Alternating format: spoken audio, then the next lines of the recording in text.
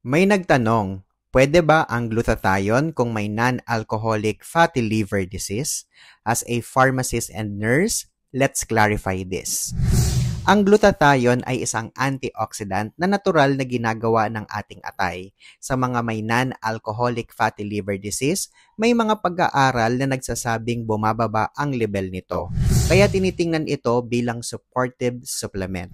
Sa isang Japanese study, 300 mg ng glutathione kada araw ang ibinigay sa mga pasyenteng may non-alcoholic fatty liver disease.